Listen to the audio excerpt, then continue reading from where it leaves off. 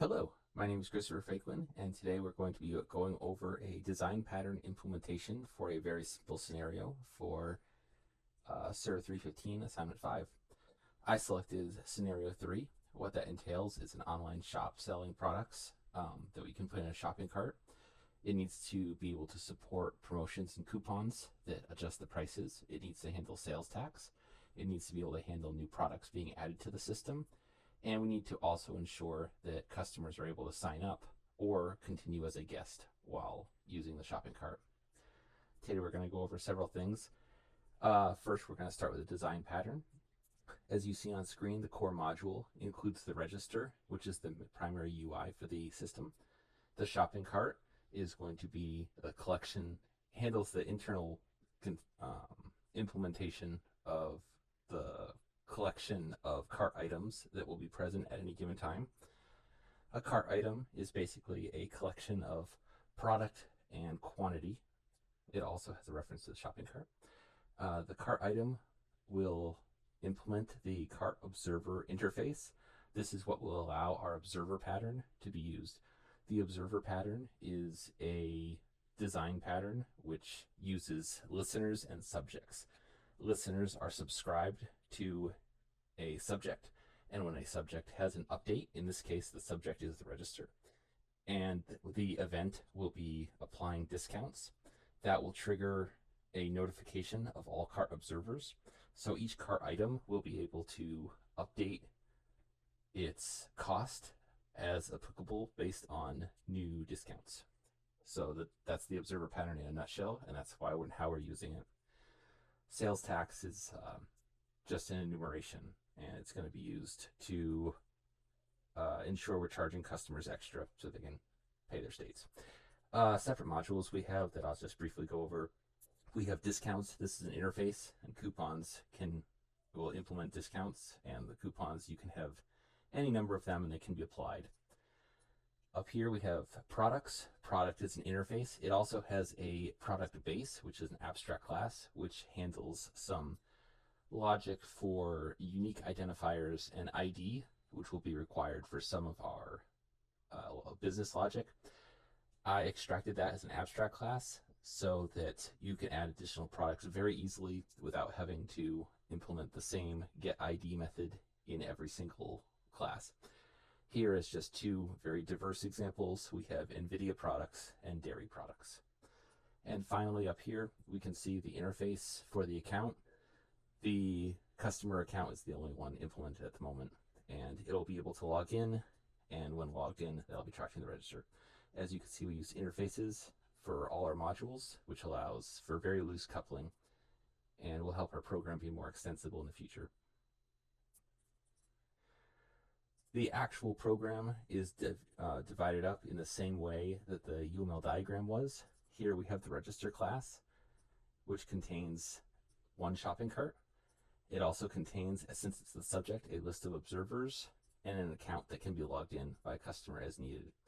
Again, this is the primary UI, so this will be the one primarily handling interface events such as adding, removing products, applying discount, etc. The shopping cart will store a list of cart items, and it will handle all the logic for adding products.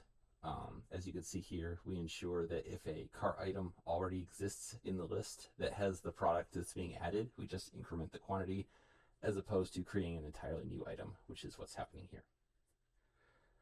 We don't need to go into great detail, but to see the elements of the observer pattern, cart observer is the listener interface, and cart item is what implements it.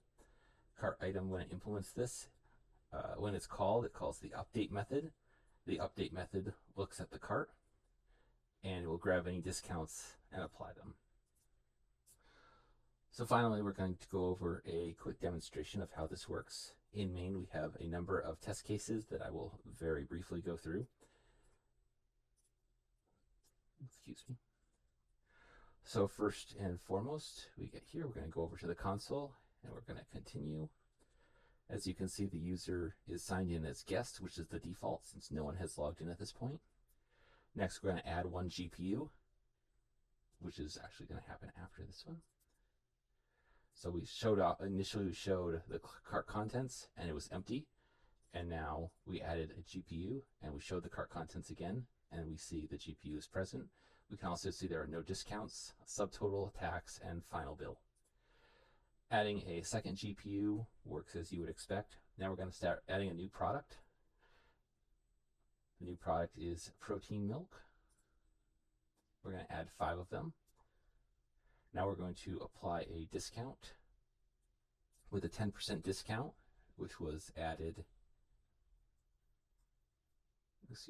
added right up here. That's now displayed here and applied throughout. Now we've logged in, and as you can see, the user is listed as Chris. At this point, we still have our same cart, except for we have an additional 5% discount from logging in. It's a membership appreciation, which all happens through this point right here. And then finally, we're going to remove 3 protein drinks to show a partial removal. Protein milk is reduced from 5 to 3. And then when we remove the remaining 2, it disappears completely and is detached from the subject. This was just a quick demonstration, and the code will be provided.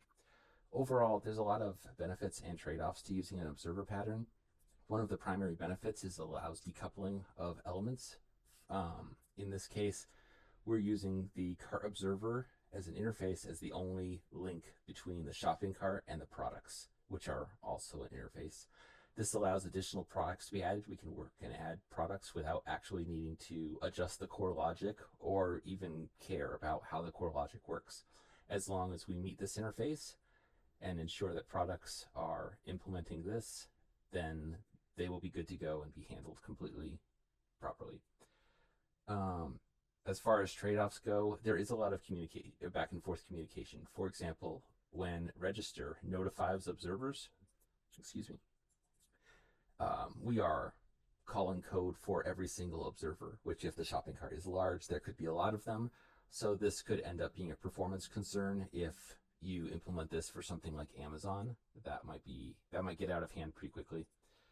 And then another final trade-off is we can't know what order the observers will be updated based on the standard implementation.